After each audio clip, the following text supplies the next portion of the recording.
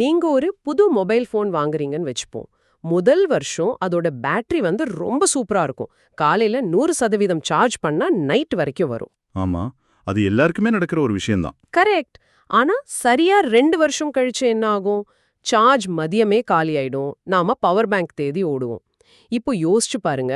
15 லட்சமோ இல்ல 30 லட்சமோ கொடுத்து வாங்குற ஒரு எலக்ட்ரிக் கார், அதாவது ஒரு ஈவி பேட்டரியும் இதே மாதிரி 2-3 வருஷத்துல செத்துடுமா? கண்டிப்பா இந்த கேள்வி எல்லார் மனசுலயும் இருக்கும். மொபைல் ஃபோன் பேட்டரியே இவ்ளோ சீக்கிரம் வீணாகிறப்போ இவ்ளோ பெரிய கார் பேட்டரி அவ்ளோ சீக்கிரம் வீணாகாதா? இந்த ஒரு பயம் புதுசா ஈவி வாங்க நினைக்கிற எல்லார் மனசுலயும் இருக்கு. அத ஆழமா அலசுறதுக்கு தான் இன்னைக்கு நம்ம இந்த சோர்ஸ்களை வச்சு ஒரு டிஸ்கஷன் பண்ண போறோம். அந்த பயம் வர்றது ரொம்பவே இயல்பான விஷயம்தான். ஏன்னா எலக்ட்ரானிக்ஸ்னு வந்துட்டாலே அதோட ஆயுட்காலம் 2-3 வருஷம்தான் அப்படின்னு நம்ம லேப்டாப்பும் மொபைல் ஃபோனும் நமக்கு கத்துக் கொடுத்துருக்கு. உண்மைதான். ஆனா மொபைல் ஃபோன் பேட்டரிக்கும் ஈவி பேட்டரிக்கும் பெரிய வித்தியாசம் இருக்கு இல்லையா? ஆக்சுவலா ரொம்ப பெரிய வித்தியாசம் இருக்கு. நீங்க புதுசா ஒரு ஈவி வாங்க நினைச்சாலும் சரி, இல்ல செகண்ட் ஹேண்ட்ல ஒரு கார் வாங்க பிளான் பண்ணாலும் சரி, இந்த தகவல் உங்களை ஒரு தெளிவான முடிவெடுக்க வைக்கும். இத பத்தி பேசுறதுக்கு நம்ம கிட்ட ஜியோடேப் கம்பெனியோட ரியல் வேர்ல்ட் டேட்டா இருக்கு. அப்புறம் யூசி டேவிஸ் பண்ண ஸ்டடி, பேட்டரி கெமிஸ்ட்ரி பத்தின ரிசர்ச் பேப்பர்ஸ்னு பல ஆதாரங்களை வச்சு இன்னைக்கு நாம இதோட ஆணி வேற தேடி போக போறோம். முதல்ல அந்த பேட்டரி தேய்மானம், அதாவது பேட்டரி டீக்ரடேஷனை பத்தி பேசுவோம். ஆமா, கார் பேட்டரி சீக்கிரம் சாகாதுன்னு எப்படி இவ்ளோ உறுதியா சொல்றாங்க? அதுக்கு ஜியோடாப் கம்பெனி 2024ல பண்ண ஒரு பெரிய டேட்டா அனாலிசிஸ் நமக்கு ஒரு தெளிவான பதில கொடுக்குது. அவங்க சுமார் 10,000 ஈவிகளை தொடர்ந்து கண்காணிச்சு ஒரு ரிப்போர்ட் கொடுத்திருக்காங்க. 10,000 கார்கள்னா அதுவும் ரொம்ப பெரிய சாம்பிள் சைஸ் ஆச்சே. ஆமா, அதுல அவங்க என்ன கண்டுபிடிச்சிருக்காங்கன்னா, ஒரு கார் பேட்டரி வருஷத்துக்கு வெறும் 1.8% மட்டும்தான் அதோட தன்திறனை, அதாவது கெப்பாசிட்டியை இழக்குதுன்னு சொல்லியிருக்காங்க. இது ஒரு சராசரியான அளவு. ஒரு வருஷத்துக்கு வெறும் 1.8%? அப்ப 10 வருஷம் ஓடினா கூட ஒரு 18% தான் குறையும். இது எப்படி சாத்தியம்? நம்ம மொபைல் போன்ல ஒரே வருஷத்துல 10% காணாம போயிடுதே. அதுக்கு 2 முக்கியமான தொழில்நுட்ப காரணங்கள் இருக்கு. ஒன்னு தெர்மல் மேனேஜ்மெண்ட் சிஸ்டம், அதாவது வெப்பத்தை கட்டுப்படுத்துற அமைப்பு. ஓஹோ, மொபைல் போன்ல அந்த மாதிரி எதுவும் பெருசா இருக்காதே. கரெக்ட். மொபைல் போனை நம்ம பாக்கெட்ல வச்சுக்கும் போது இல்ல கேம் விளையாடும் போது அது ரொம்ப சூடாகும். பேட்டரிக்குள்ள இருக்கிற லித்தியம் அயனிகளுக்கு இந்த அதிகப்படியான வெப்பம் ஒரு பெரிய எதிரி. சூடாக சூடாக பேட்டரி சீக்கிரம் செத்துடும், அதானே? எக்ஸாக்ட்லி. ஆனா மாடர்ன் ஈவிகள்ல பேட்டரிய சுத்தி கூலண்ட் திரவம் ஓடிக்கிட்டே இருக்கும். பேட்டரிய எப்பவுமே ஒரு மிதமான ரூம் டெம்பரேச்சர்ல வச்சுக்க கார் உள்ளுக்குள்ளேயே ஒரு ஏசி மாதிரி வேலை செய்யும். ஓ, அப்போ டெம்பரேச்சர் கண்ட்ரோல் ஆகுறதால லைஃப் அதிகமாகுது. ரெண்டாவது காரணம் என்ன சொன்னீங்க? ரெண்டாவது விஷயம் பஃபர், அதாவது பாதுகாப்பு இடைவெளி. மொபைல் போன்ல 100% சார்ஜ் காட்டினா பேட்டரி உண்மையாலுமே 100% ஃபுல்லா இருக்குன்னு அர்த்தம். அதே மாதிரி 0% வந்தா பேட்டரி முழுசா காலின்னு அர்த்தம். இப்படி முனைகளுக்கே கொண்டு போறது பேட்டரிய ரொம்ப ஸ்ட்ரெஸ் பண்ணும்னு கேள்விப்பட்டிருக்கேன். ஆமா, ரொம்ப ஸ்ட்ரெஸ் ஆகும். ஆனா கார் கம்பெனிகள் என்ன பண்றாங்கன்னா, பேட்டரியில ஒரு 5 முதல் 10% சாஃப்ட்வேர் மூலமா மறைச்சு வச்சிருவாங்க. ஆஹா, அப்போ கார் டேஷ்போர்ட்ல 100%ன்னு காட்டினா அது நிஜத்துல ஒரு 90% தான் சார்ஜ் ஆயிருக்கு. மீதி இடத்த காலியா விட்டுடுறாங்க. அதேதான். அதே மாதிரி 0%ன்னு காட்டுறப்போ நிஜத்துல பேட்டரிக்குள்ள ஒரு 10% சார்ஜ் ஒளிஞ்சிருக்கு. ஆடா, அப்போ பேட்டரியோட கெமிஸ்ட்ரி ஸ்ட்ரெஸ் ஆகாம இருக்க இந்த பஃபர் ஒரு குஷன் மாதிரி செயல்படுது. சரியா புரிஞ்சுக்கிட்டீங்க. இதனால தான் ஒரு மாடர்ன் ஈவி பேட்டரி சுலபமா 15-20 வருஷம் வரைக்கும் உழைக்கும்னா டேட்டா சொல்லுது. பல நேரங்கள்ல ஒரு காரோட பாடி வீணாய் போறதை விட பேட்டரியோட ஆயுள் அதிகமா இருக்கும். இது கேக்குறப்ப எனக்கு ஒரு உதாரணம் தோணுது. ஈவி பேட்டரிய ஒரு கரெக்ட் ஆகிற வாட்டர் டேங்க் மாதிரியோ ஓட்டையாகி தண்ணி லீக் ஆகிற வாலி மாதிரியோ நம்ம நினைக்க கூடாது. பின்ன எப்படி நினைக்கலாம்? இது ஒரு ஸ்பாஞ்ச் மாதிரி நினைச்சுக்கலாம். ஒரு புது ஸ்பாஞ்ச் நிறைய தண்ணிய உறிஞ்சு வச்சுக்கும். வருஷங்கள் ஆக ஆக அந்த ஸ்பாஞ்ச் கொஞ்சம் கொஞ்சமா கெட்டியாகும். அதனால முன்னாடி அளவுக்கு அதிக தண்ணிய உறிஞ்ச முடியாது. Super analogy. அதுக்காக அந்த ஸ்பாஞ்ச் வேலை செய்யலேன்னு அர்த்தம் கிடையாது. அதோட கொள்ளளவு மெதுவா சுருங்குது, அவ்வளவுதான். ரொம்ப சுவாரஸ்யமான உதாரணம். அதே சமயம் இந்த ஸ்பாஞ்ச் சுருங்குற வேகம் எப்பவுமே ஒரே மாதிரி சீரா இருக்காது. லீனியரா இருக்காதுன்னு சொல்றீங்களா? ஆமா. பேட்டரியோட தேய்மான வரைபடத்தை பாத்தீங்கன்னா முதல் 1-2 வருஷங்கள்ல கொஞ்சம் வேகமா தேய்மானம் இருக்கும். ஒரு 3-5% வரைக்கும் குறையலாம். ஓ, ஆரம்பத்துல கொஞ்சம் சட்டுன்னு குறையும். கரெக்ட். ஆனா அதுக்கப்புறம் பேட்டரிக்குள்ள இருக்கிற கெமிக்கல்ஸ் எல்லாம் ஒரு சமநிலைக்கு வந்துரும். அடுத்த பல வருஷங்களுக்கு அந்த வீழ்ச்சி ரொம்ப ரொம்ப மெதுவா ஒரு நேர்கோடு மாதிரி சீரா இருக்கும். அப்போ புது கார் வாங்கின 2வது வருஷத்துல கொஞ்சம் ரேஞ்ச் குறையறத பார்த்து மக்கள் பேனிக்காக தேவையில்ல. அது பேட்டரியோட இயல்பான குணம்தான். கண்டிப்பா பேனிக் ஆக வேண்டாம். சரி, பேட்டரியோட இயல்பான குணம்னு சொல்றப்போ இன்னொரு பெரிய கேள்வி வருது. இப்போ கார் மார்க்கெட்ல LFP, NMC அப்படின்னு 2 வகையான பேட்டரிகள் இருக்கு. இது ரெண்டுக்கும் என்ன வித்தியாசம்? வெறும் பேரு மட்டும் இல்ல, உள்ளுக்குள்ள நடக்கிற கெமிஸ்ட்ரியே முற்றிலும் வேற.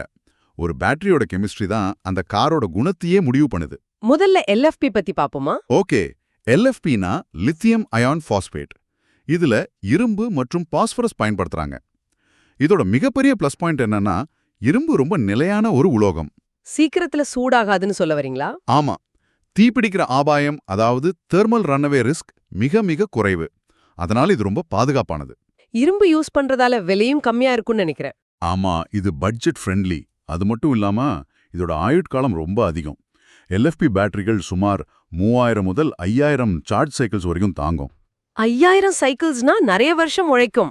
இன்னொரு முக்கியமான விஷயம், நம்ம முன்னாடி பார்த்த அந்த பஃபர் லாஜிக் இதுக்கு பெருசா தேவைப்படாது. LFP பேட்டரியை நீங்க தாராளமா தினமும் 100% வரைக்கும் சார்ஜ் போடலாம்.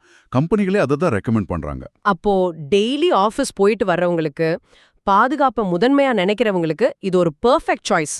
ஆனா இரும்பு யூஸ் பண்றதால பேட்டரியோட எடை ரொம்ப அதிகமா இருக்குமே. அதுதான் LFPல இருக்கிற முதல் மைனஸ். பேட்டரி ரொம்ப வெயிட்டா இருக்கும். ரெண்டாவது, இதோட எனர்ஜி டென்சிட்டி கம்மி. அதாவது 1 கிலோ எடையுள்ள பேட்டரியில எவ்ளோ பவர் ஸ்டோர் பண்ண முடியும் அப்படிங்கிற அளவு, கரெக்டா? ஆமா, LFPல குறைவான பவர் தான் ஸ்டோர் பண்ண முடியும். இன்னொன்னு, ரொம்ப குளிரான காலங்கள்ல பேட்டரிக்குள்ள நடக்கிற கெமிக்கல் ரியாக்ஷன் ஸ்லோ ஆகிடும். இதனால ரேஞ்ச் கணிசமா குறையும். அப்போ பவர்ஃபுல்லான பெர்ஃபார்மன்ஸ் எதிர்பார்க்கறவங்களுக்கு, ரொம்ப தூரம் லாங் டிரைவ் போறவங்களுக்கு கார் கம்பெனிகள் என்ன கொடுக்கறாங்க? அதுதான் NMCயா? கரெக்ட், அவங்களுக்கு தான் NMC பேட்டரிகள். NMCனா நிக்கல் மாங்கனீஸ் கோபால்ட். இதுல பயன்படுத்துற நிக்கல் மற்றும் கோபால்ட் ரொம்ப அதிக எனர்ஜியை சேமிச்சு வைக்கக்கூடிய உலோகங்கள். ஓஹோ, அப்போ இது LFPயை விட பவர்ஃபுல். ஆமா, இந்த பேட்டரிகள் LFPயை விட 20-30% அதிக எனர்ஜி டென்சிட்டி கொடுக்கும். அதாவது காரோட எடையை கூட்டாமலே அதே சைஸ் பேட்டரியில அதிக பவர் அடைக்க முடியும். அதனால அதிக ரேஞ்ச் கிடைக்கும், குளிர்காலத்திலயும் நல்லா பெர்ஃபார்ம் பண்ணும்னு நினைக்கிறேன். எக்ஸாக்ட்லி. ஆனா இதுல கோபால்ட் மாதிரி உலோகங்கள் இருக்கிறதால கொஞ்சம் வாலடைல், அதாவது சீக்கிரம் சூடாகிற தன்மையோட இருக்கும். அப்போ இதோட சைக்கிள் லைஃப் கம்மியா இருக்குமா? ஆமா, அதனால தான் NMC பேட்டரியோட சைக்கிள் லைஃப் கொஞ்சம் கம்மி. 1500 முதல் 2500 சைக்கிள்ஸ் தான் உழைக்கும். இதை தினமும் 100% வரைக்கும் சார்ஜ் பண்ணா பேட்டரி சீக்கிரம் வீணாயிடும். ஓ, அப்போ 80% தான் சார்ஜ் பண்ணணுமா? ஆமா, லாங் ட்ரிப் போறப்ப மட்டும் 100% சார்ஜ் பண்ணிட்டு மத்த சாதாரண நாட்கள்ல 80% வரைக்கும் சார்ஜ் பண்றது தான் NMC பேட்டரிக்கு நல்லது. இப்போ எனக்கு ஒரு சந்தேகம் வருது. நீங்க சொல்றத பார்த்தா LFP பேட்டரி விலை கம்மி, ரொம்ப பாதுகாப்பானது, தினமும் 100% சார்ஜ் போட்டுக்கலாம், 5000 சைக்கிள்ஸ் வரைக்கும் உழைக்கும். ஆமா, எல்லாமே கரெக்ட். லாங் ரேஞ்ச் ஒண்ணுதான் NMCல இருக்கிற பிளஸ். அப்போ எல்லா கார் வாங்குறவங்களும் LFPக்கு மாறிட வேண்டியது தானே? இதுதான் பெஸ்ட் டீல் மாதிரி தெரியுதே. இங்கதான் விஷயமே தலைகீழா மாறுது. நீங்க இம்பாசிபிள் மெட்டல்ஸோட ரிப்போர்ட்டை உற்று கவனிச்சா ஒரு ஆச்சரியமான உண்மை புரியும். என்ன அது? நீங்க சொல்ற மாதிரியே ஒரு புது கார் வாங்குறப்போ LFP பேட்டரி 15-25% விலை கம்மி தான். ஆனா அந்த பேட்டரியோட 15 வருஷம் ஆயுள் முடிஞ்சதும் அதை நாம ரீசைக்கிள் பண்ணுவோம் இல்லையா? கண்டிப்பா. பேட்டரிய குப்பையில வீச முடியாது, அது பெரிய தப்பு. அந்த ரீசைக்கிள் பண்றப்போ NMC பேட்டரியில இருக்கிற நிக்கல், கோபால்ட் ரெண்டுமே உலக மார்க்கெட்ல ரொம்ப விலை உயர்ந்த டிமாண்ட் இருக்கிற உலோகங்கள். ஒரு பழைய NMC பேட்டரியை உடைச்சு அந்த உலோகங்களை எடுத்தா அதை வச்சு பல ஆயிரங்கள் சம்பாதிக்கலாம். அட, ஆனா LFP பேட்டரியில என்ன இருக்கு? வெறும் இரும்பு மற்றும் பாஸ்பரஸ் தான் இருக்கு. எக்ஸாக்ட்லி. ஒரு பழைய LFP பேட்டரியை பல ப்ராசஸ் பண்ணி உடைச்சு இரும்ப வெளியே எடுத்தா அதுக்கு ரீசைக்கிளிங் மார்க்கெட்ல பெருசா எந்த மதிப்பும் கிடைக்காது. வெயிட். அப்போ வாங்குறப்ப மலிவா இருக்கிற LFP பேட்டரி அதோட ஆயுட்காலம் முடிஞ்சதும் 0 வேல்யூ ஆயிடுது. ஆமா, அதான் உண்மை. ஆனா வாங்குறப்ப அதிகமா செலவு பண்ணாலும் NMC பேட்டரி அதோட மொத்த வாழ்க்கை சுழற்சியில, அதாவது டோட்டல் லைஃப் சைக்கிள் காஸ்ட்ல ஒரு பெரிய தொகைய ரீசைக்ளிங் மூலமா திருப்பி கொடுக்குது. கரெக்டா புடிச்சிட்டீங்க. அப்போ நீண்டகால அடிப்படையில பார்த்தா NMC பேட்டரி தான் LFPயை விட மலிவானதா மாற வாய்ப்பு இருக்கு. இது நிஜமாவே பலருக்கும் தெரியாத ஒரு பெரிய ட்விஸ்ட். ஓகே, இப்போ இதுக்கு அடுத்த கட்டத்துக்கு போவோம். பேட்டரி இவ்ளோ வருஷம் உழைக்கும்னு பார்த்தோம். ஒருவேளை என்னோட கார்ல 5 வருஷத்துல பேட்டரிக்குள்ள இருக்கிற ஒரு சின்ன செல் மட்டும் வீணாயிடுச்சுன்னு வெச்சுப்போம். அதை ஈஸியா ரிப்பேர் பண்ணிடலாமா? ஈஸியா ரிப்பேர் பண்ணலாமான்னு கேக்குறீங்களா? இங்கதான் ரைட் டு ரிப்பேர், அதாவது ரிப்பேர் செய்யும் உரிமை பத்தின பெரிய விவாதமே நடக்குது. ஆமா, நான் ஒரு லோக்கல் மெக்கானிக் ஷாப்ல கொடுத்து அந்த ஒரு செல்ல மட்டும் ஒரு 500 ரூபாய்க்கு மாத்திட்டு வண்டி ஓட்டலாம் தானே? அது அவ்வளோ சுலபம் கிடையாது. கனரி மீடியா கட்டுரைப்படி பேட்டரியை ரிப்பேர் பண்றது ரொம்ப ஆபத்தான, அதே சமயம் அதிக செலவு பிடிச்ச ஒரு வேலை. அப்படியா? எவ்ளோ செலவாகும்? உதாரணத்துக்கு ஒரு பழைய டெஸ்லா மாடல் எஸ்ல பேட்டரி வீணாயிடுச்சுன்னா புது பேட்டரி மாத்த சுமார் $15,000 செலவாகும். சரி, இதை ரிப்பேர் செய்யலான்னு ஒரு இண்டிபெண்டன்ட் மெக்கானிக் கிட்ட கொண்டு போனா அவங்க கேட்குற பில்லே $10,000 வரைக்கும் வரும். என்னது $10,000? புதுசு வாங்குறதுக்கும் ரிப்பேர் பண்றதுக்கும் இவ்ளோ சின்ன வித்தியாசம் தானா? ஒரு செல்ல கழட்டி புதுசு மாட்டுறதுக்கு ஏன் இவ்ளோ சார்ஜ் பண்றாங்க? அவங்க என்ன அவ்ளோ லாபம் பாக்குறாங்களா? லாபம் கிடையாது, அதுல இருக்கிற ரிஸ்க் அப்படி. இவி பேட்டரிகள் சாதாரண கார்கள்ல இருக்கிற 12 வோல்ட் பேட்டரி கிடையாது. இது 400 வோல்ட்ல இருந்து 800 வோல்ட் வரைக்கும் பவர் இருக்கிற ஹை வோல்டேஜ் சிஸ்டம். ஓ, தப்பா ஒரு வயரை தொட்டா எலக்ட்ரிக் ஷாக் அடிச்சு உயிரே போயிடும். ஆமா, அதை ரிப்பேர் பண்ண பிரத்யேகமான ஹாஸ்மெட் சூட்டு, இன்சுலேட் செய்யப்பட்ட டூல்ஸ்னு நிறைய தேவைப்படும். அது மட்டும் இல்லாம பேட்டரியோட டிசைன் இப்போ ரொம்ப மாறிடுச்சு. நீங்க ஸ்ட்ரக்சரல் பேட்டரி பாக்ஸ் பத்தி சொல்றீங்கன்னு நினைக்கிறேன். அதாவது பேட்டரிய தனியா ஒரு பாக்ஸ்ல வச்சு காருக்குள்ள பொருத்தாம அந்த பேட்டரியையே காரோட தரைப்பகுதியா டிசைன் பண்றது. சரியா சொன்னீங்க. குறிப்பா டெஸ்லாவோட புது 4680 செல் டிசைன் இப்படிதான் இருக்கு. இதனால ரிப்பேர் பண்றது கஷ்டமா? ரொம்ப கஷ்டம். பழைய கார்கள்ல செல்கள் எல்லாம் ஒரு மாடியூல்குள்ள இருக்கும். நிறைய மாடியூல் சேர்ந்து ஒரு பேக் ஆகும். ஒரு செல் வீணாகுனா அந்த மாடியூலை மட்டும் கழட்டி மாத்தலாம். ஆனா இப்போ கார் கம்பெனிகள் செல் டு பேக் டிசைனுக்கு வந்துட்டாங்க. செல் டு பேக்னா எல்லாத்தையும் ஒட்டிடுவாங்களா? ஆமா, எல்லா செல்களையும் ஒன்னா சேர்த்து பாலியூரித்தீன் மாதிரியான ரொம்ப ஸ்ட்ராங்கான பசைய போட்டு ஒட்டிடுறாங்க. காரோட எடைய குறைக்கிறதுக்காகவும் வைப்ரேஷன் இல்லாம ஸ்ட்ராங்கா இருக்கிறதுக்காகவும் அவங்க அப்படி பண்றாங்க. ஆனா அதோட விளைவு ஒரு சின்ன செல் வீணானாலும் அந்த பாறை மாதிரி இருக்கிற பசைய உடைச்சு உள்ள போறது கிட்டத்தட்ட சாத்தியமில்லாத விஷயம். மொத்த பேட்டரியும் தூக்கி போட வேண்டியதுதான். இது கேக்குறதுக்கு ரொம்ப அதிர்ச்சியா இருக்கு. நாம பழைய மொபைல் போன் யூஸ் பண்ணிட்டு இருந்தப்போ பின்னாடி கவரை கழட்டி புது பேட்டரி மாத்திப்போம். இப்ப வர்ற போன்கள்ல பேட்டரியே கழட்டவே முடியாது. கரெக்ட், அதே நிலைமை தான் இப்போ கார்களுக்கும் வருது. கார்களையும் டிஸ்போசபிள் டிவி மாதிரி யூஸ் பண்ணிட்டு தூக்கி போடுற நிலைமைக்கு நாம போயிட்டு இருக்கோமா? நீங்க கேக்குறது ரொம்ப முக்கியமான கேள்வி. கார் கம்பெனிகள் பாதுகாப்ப காரணமா காட்டுறாங்க. யாராவது லோக்கல் மெக்கானிக் கை வச்சு ஷார்ட் சர்க்கியூட் ஆகி தீப்பிடிச்சுக்க கூடாதுன்னு சொல்றாங்க. அது அவங்க தரப்பு நியாயம். ஆனா பேட்டரியை ரிப்பேர் பண்ண முடியாம போறது சர்க்குலர் எக்கானமிக்கு, அதாவது சுழற்சி பொருளாதாரத்துக்கு ஒரு பெரிய தடையா மாறுது. ஒரு சின்ன செல் வீணானதுக்காக ஒரு பெரிய பேட்டரியை தூக்கி போடுறது எந்த வகையிலும் சுற்றுச்சூழலுக்கு நன்மையா தராது. ஓகே, இப்போ இந்த செகண்ட் ஹேண்ட் மார்க்கெட்ல எப்படி பிரதிபலிக்குதுன்னு பாப்போம். ஏன்னா ரிப்பேர் பண்ண அவ்ளோ செலவாகும்னா பல லட்சம் கொடுத்து புது ஈவி வாங்க முடியாத நடுத்தர மக்கள் செகண்ட் ஹேண்ட் ஈவி வாங்க ரொம்பவே தயங்குவாங்க. கண்டிப்பா தயங்குவாங்க.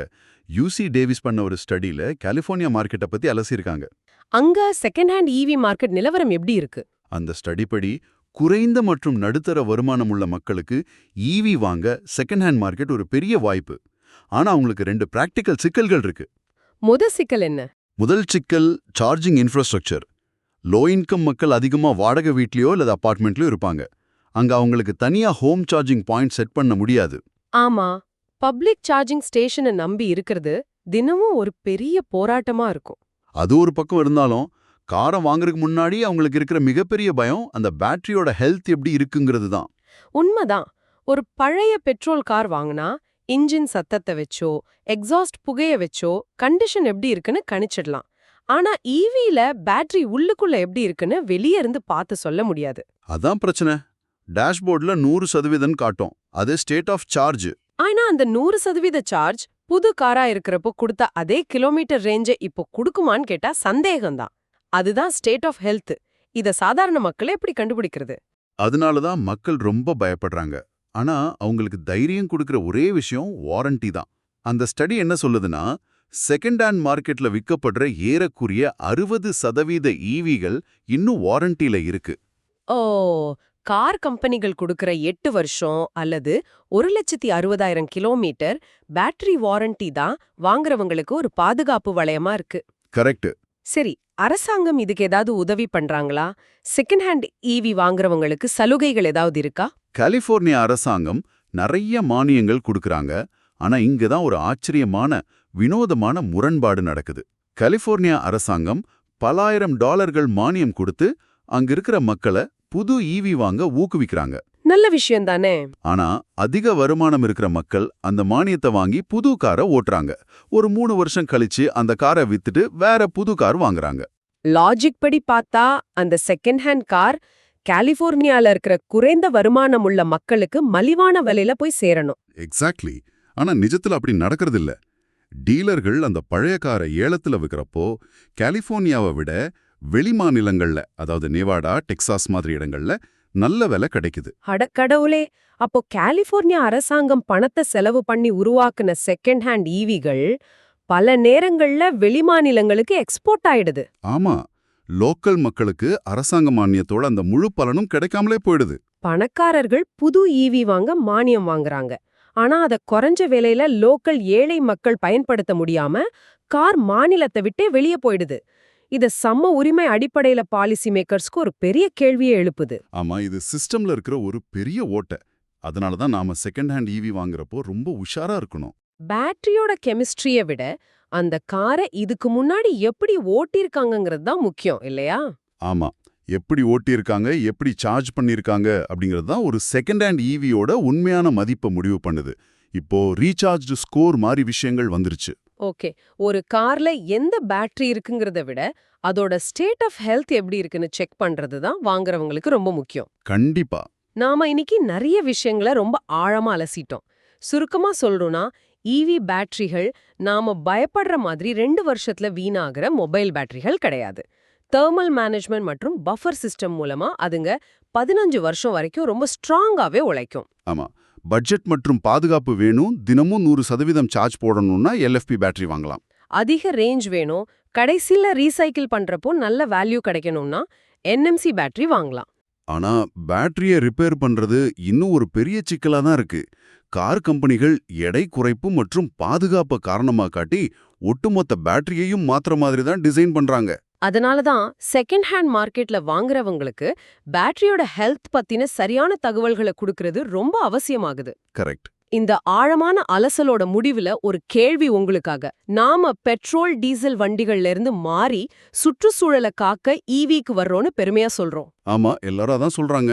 ஆனா அந்த ஈவி பேட்டரிகளை ஒரு சின்ன பிரச்சனை வந்தாலும் ரிப்பேர் பண்ண முடியாம தூக்கி போடுற நிலைமை இருந்தா, வீட்ல சார்ஜ் பண்ண வசதி இல்லாததால ஏழை எளிய மக்களும் இந்த டெக்னாலஜியை பயன்படுத்த முடியாம போனா, நாம உண்மையாலுமே ஒரு சஸ்டெய்னபிள் உலகத்தை உருவாக்குறோமா? ரொம்ப வேலிடான கேள்வி. இல்ல வெறும் பணக்காரர்களுக்கான ஒரு யூஸ் அண்ட் த்ரோ எலக்ட்ரிக் உலகத்தை உருவாக்குறோமா? இத கொஞ்சம் யோசிச்சு பாருங்க. இது எல்லாரும் யோசிக்க வேண்டிய ரொம்ப முக்கியமான ஆழமான சிந்தனை. If you like the content, please subscribe Geo Explain Tamil and share for more. And click the bell icons for notification. இந்த பதிவு உங்களுக்கு பிடிச்சிருந்தா மறக்காம Geo Explain Tamil சேனலுக்கு சப்ஸ்கிரைப் பண்ணுங்க, மத்தவங்களுக்கும் ஷேர் பண்ணுங்க, அப்படியே அந்த பெல் ஐகானையும் கிளிக் பண்ணிடுங்க. மீண்டும் ஒரு சுவாரஸ்யமான தலைப்போடு சந்திப்போம்.